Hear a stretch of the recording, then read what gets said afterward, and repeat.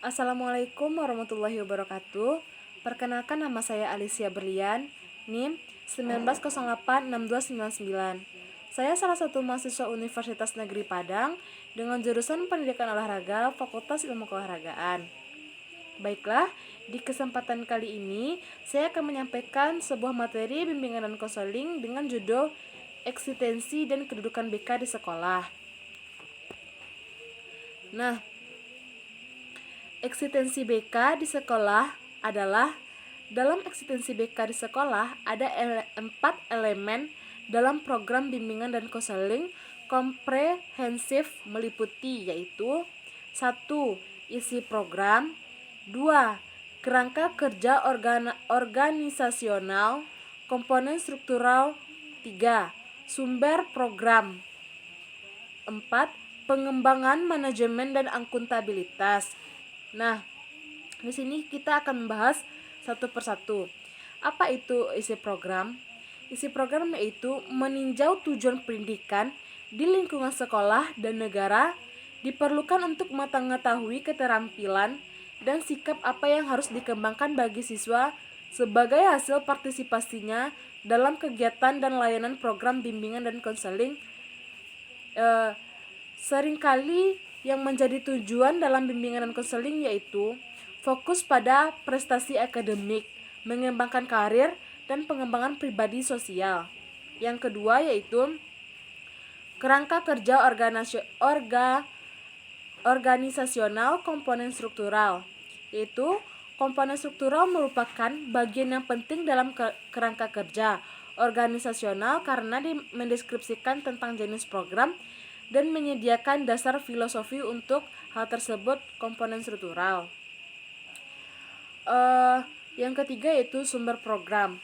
Meskipun sumber lingkungan sekolah lokal berbeda, sumber yang sangat penting wajib dilaksanakan secara penuh dalam program bimbingan dan konseling komprehensif. Sumber yang dibutuhkan termasuk personal, finansial, dan politikal. Sumber personal dalam program bimbingan dan konseling komprehensif berhubungan dengan konselor, sekolah, kepala staf program, bimbingan dan konseling, guru ahli, dan pendidikan lainnya. 4. Pengembangan manajemen dan akuntabilitas. Nah, elemen pengembangan manajemen dan akuntabilitas dalam program bimbingan dan konseling komprehensif menjelaskan tentang 5 fase transisi, mengacu pada pelaksanaan program bimbingan dan konseling secara menyeluruh. Selanjutnya yaitu kedudukan BK di sekolah. Bimbingan dan konseling merupakan bagian dari integral dari pendidikan di Indonesia. Sebagai sebuah layanan profesional, kegiatan layanan bimbingan dan konseling tidak bisa dilakukan secara sembarangan, namun harus berangkat dan berpijak dari suatu landasan yang kokoh, yang didasarkan pada hasil-hasil pemikiran dan penelitian yang mendalam. Nah, landasan yuridis atau hukum pendidikan di dalam bimbingan dan konseling yaitu asumsi-asumsi yang bersumber dari peraturan perundang-undangan yang berlaku menjadi titik tolak dalam rangka praktek pendidikan atau studi pendidikan bimbingan dan konseling. Nah, kita akan membahas landasan yuridis formal. Yang pertama yaitu A. Menurut Undang-Undang Nomor 20 Tahun 2003, konselor atau bimbingan konseling mempunyai payung hukum yang secara eksplisit dinyatakan dalam Undang-Undang Nomor 20 Tahun 2003 Pasal 1, 2. Permendikbud Nomor 11 Tahun 2014, Permendikbud Nomor 111 Tahun 2014 tentang bimbingan dan konseling pada pendidikan dasar dan pendidikan menengah. Permendikbud ini menjadi rujukan penting khususnya bagi guru BK, konselor, dan menyelenggarakan dan mengadministrasikan layanan bimbingan dan konseling di sekolah. 2. Landasan yuridis informal. yang terbagi atas A. Landasan psikologis.